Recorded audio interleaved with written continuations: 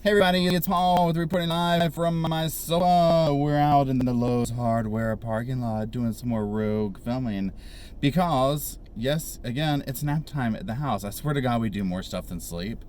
But a lot of times the best time I have to go watch these videos is when Matt's sleeping and whatever. And so some of them I'm like, oh my gosh, I have to go film like my commentary and my reaction now.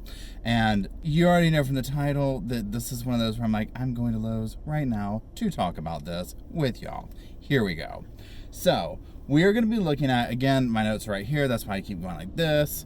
We're going to look at the closing arguments between the prosecution and the defense. And we're going to talk about the prosecution first. And I just want to say this because really watching the closing arguments, I was like, you know what? One of the things with the prosecution is he just seems more experienced, more confident, more, I don't know a word for it. But the defense guy, and I mean, it's nothing personal against him, he just doesn't seem as in his element. I don't know another way to say it. He just doesn't seem as in his element. Like, he just kind of seems out of his element, whereas the prosecution, I mean, he's just selling what he's saying, and I'm buying it. And I don't know if it's because I'm buying what he's selling, if that makes sense, but I mean, I watch him and I'm like, well, even if they were both telling me the same thing that we all knew was true, I just feel like I would believe the prosecution more, because there's just something with the defense that's just not as suave. I don't know if that's the word to use, but anyways, we're gonna start that off. So the defense goes into 4 things: guilty but mentally ill, not guilty by reason of insanity, and not guilty. So the guilty but mentally ill is basically he didn't have the capacity to control his behavior and obey the law, but he knew right from wrong, which he essentially says that's not even an option. And then not guilty by reason of insanity is did not understand right from wrong, both legally and morally. That is an option. So basically he's saying that take not guilty off the shelf. That's, we all know, I mean, that's just not even a situation. So we're looking at guilty and not guilty by reason of insanity to go between these two things. You know, that's really what's on the table here. And I agree with him. You know, it's like, that's, if you're going to look at 2 arguments, those are the 2 things.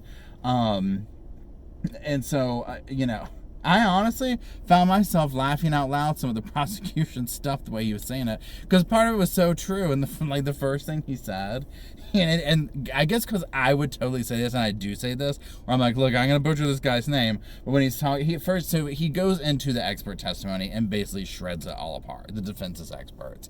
And he's like, no, look, I can't pronounce his name, but I just know him as a $25,000 doctor from Atlanta. And I was just dying over that. I was like, that's not the truth. You know, and I mean, it's just, it was so funny the way he said that. And then he was like saying something about how that guy said, you know, he can tell just by looking at somebody if they have schizophrenia or if they're on meds.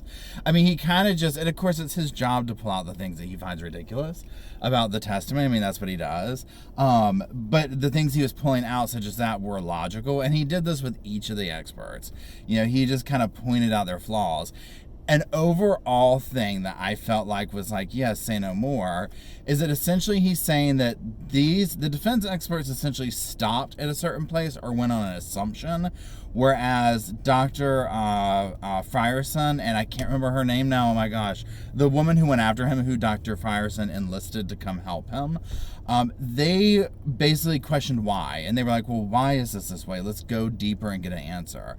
Whereas the defense experts didn't seem to do that. They just kind of looked at some stuff, and I mean, honestly, I felt like they had an answer already in mind that they wanted, and they looked for evidence to back that up. The answer was he has schizophrenia. You know what I'm saying? And so we're going to find evidence to support that instead of, well, let's look at things and see where that leads us. And I felt like that's where Dr. Frierson and the woman, what they did, and it led to, no, this guy totally knew what he was doing. So let's continue.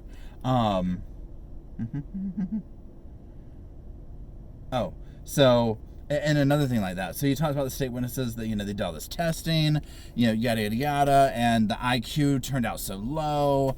And then it turns out it's like, well, he's completely over-medicated on these drugs. And he really summed up, you know, the way that kind of stuff is handled in prison, because it's basically like, you know, they're in prison in a hostile environment. They're dealing with these inmates. They don't have a full picture of the background. They're just going on what things essentially what these people say. They don't have a huge history to go on. And so, I mean, this guy was over medicated, and he went in and took these tests and did horrible on it.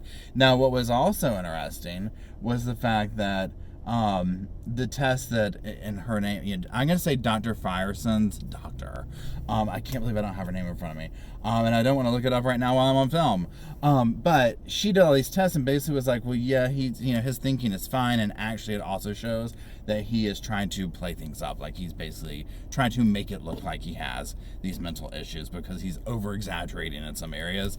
So the fact that, and like the prosecution basically said these tests have a built-in lie detector, and they're showing that, yes, indeed, bing, bing, bing, bing, bing, he's playing things up for the camera, basically.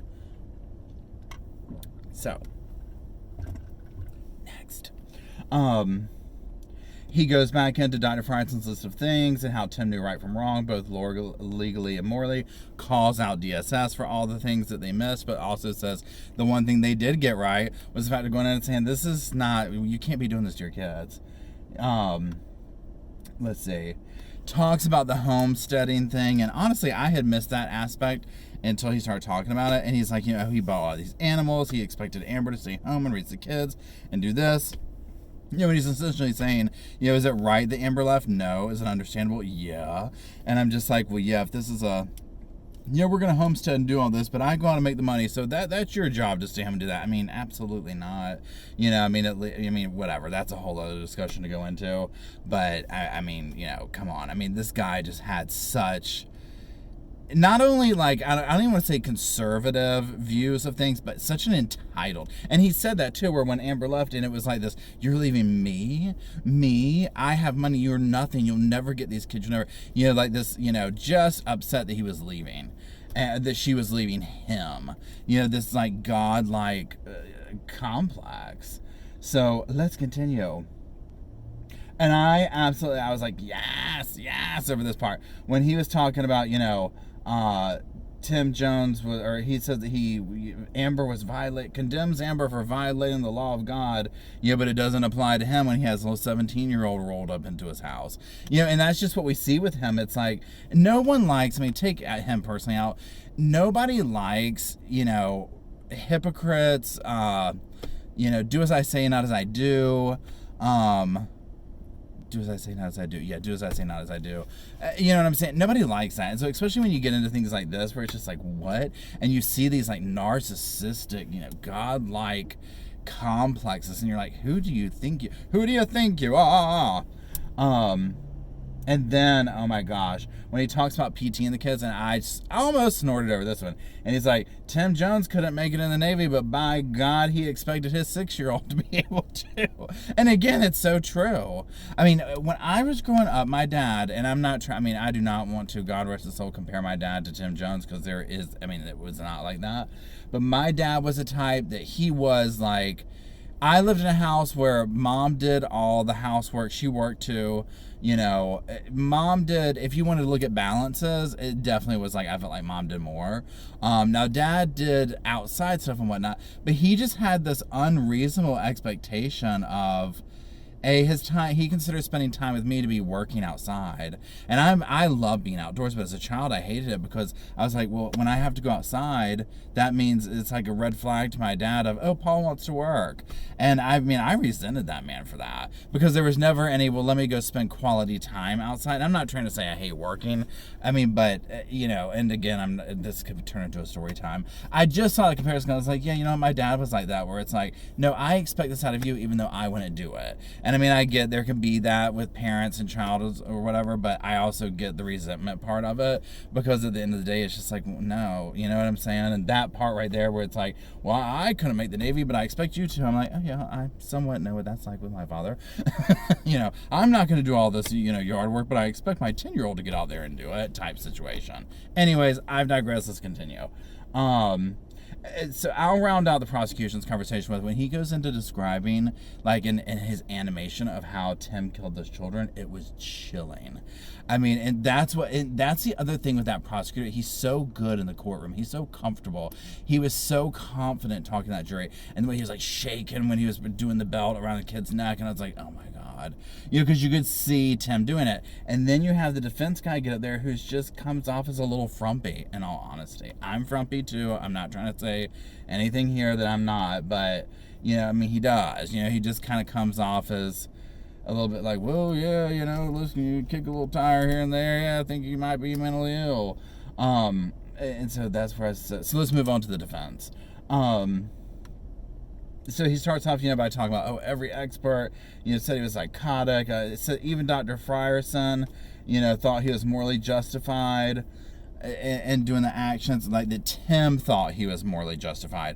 And so right off the bat, when I'm seeing with the defense, I'm like, I mean, for me, I'm like, dude, I'm not buying any of this. I'm like, you're nitpicking little aspects out of it. Yes, Dr. Frierson said that, but he's taking it completely out of context and trying to make it look like, well, see, he's crazy. He thought that was morally justifiable. And I'm like, no, he's a narcissist is what he is.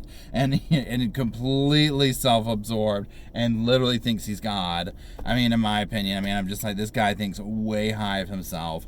And so he and his world, it was morally justifiable because he was playing God. Not crazy, playing God. And he's like, killing 5 kids is insane. Well, and we haven't said that it's not.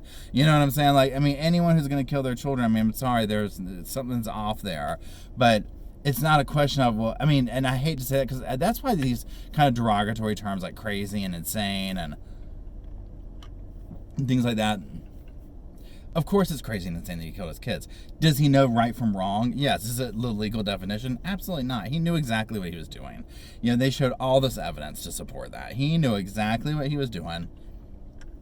Has said this numerous times, has tried to cover it up, is afraid of moral implications like being in prison and what people think, and not even wanting to have his face in the mugshot thing. I mean, it's just, it goes on and on. And with that, he's talking about how he's afraid they would be like him and all that. He's like, you can't rationalize crazy. And I'm like, dude, really? Are you serious? I mean, and again, whatever. So, and he keeps referring to when he's like, his diseased and damaged mind. And I'm just like, what? I mean, because again, the prosecution's in here pointing out, like, dude, this guy's like really intelligent. He has escalated in life. I mean, he went to college, he graduated top of his class, he did all this stuff. And, don't even try that. Don't even try it. And then he brings up the tree comparison. Y'all, I was like, no, please don't do it. Oh, but before we get that, he made us listen to that sermon. I mean, it's going down south when he's still pulling evidence out. I mean, he's still trying to just claw at something. He's like, I got to throw enough stuff at that wall and pray something sticks. When he made us listen to that sermon, I get he wants us to think that Tim is crazy because of his religious beliefs. I understand that he's wanting or whatever. That's my interpretation.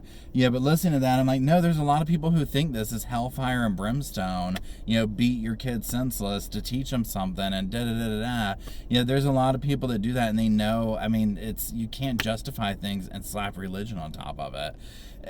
I get so sick of it. With this defense, it's just old. It's like, dude, no, this guy is not doing anything I mean, I might say, he thinks he's God, but I mean, not in a serious way. You know what I'm saying? Like, in a narcissistic, full of himself way. Now, one thing, and so again, with the defense, he's picking little pieces from the testimony out and trying to make this example of, we're looking at the whole picture. If we took each of our lives and put them up there as a whole picture, I mean, we could probably sit there and be like, oh wow, we're riddled with issues. Hi, my name's Paul. I'm riddled with issues.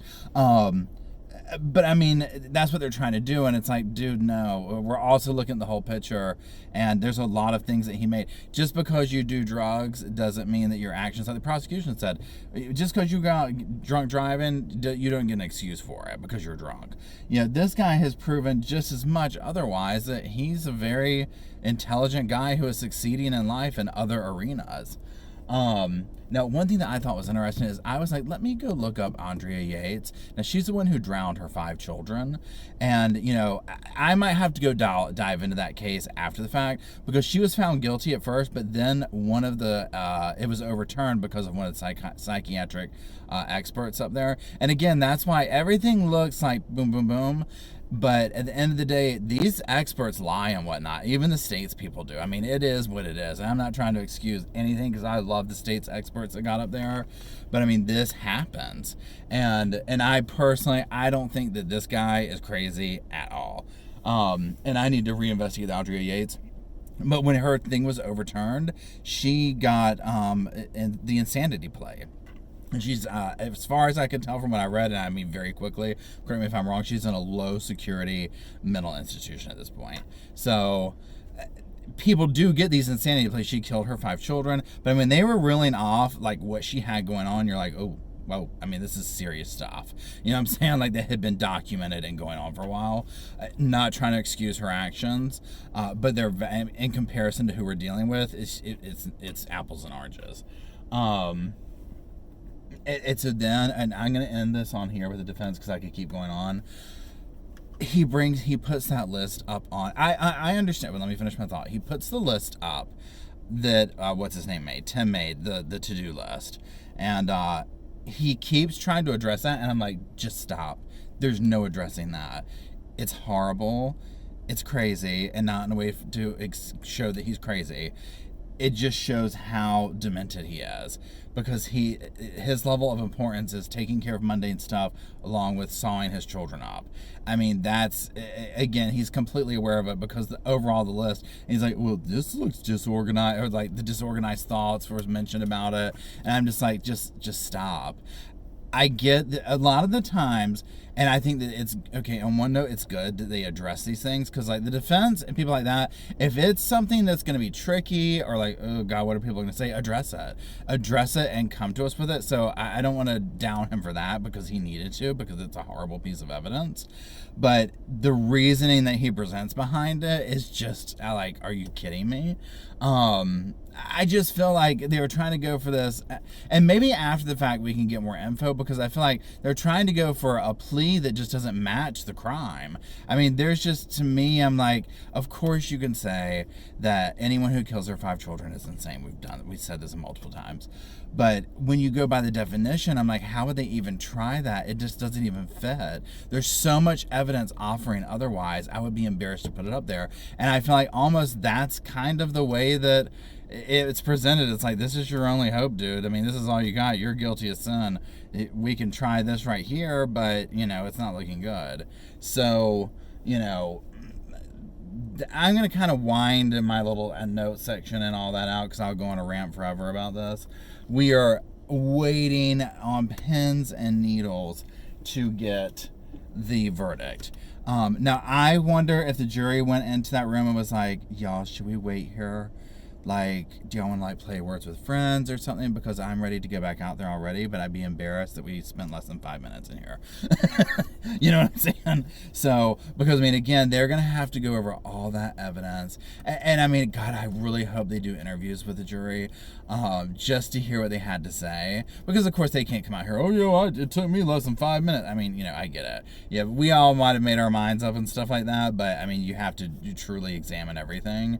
And I think what makes this case easier is, to me, not guilty is not an option. I mean, this guy, he killed the children. It's a matter of what was the intent behind it. That makes that a little bit easier, because you know, at some level, like, you know, he's not going home tomorrow. You know what I'm saying?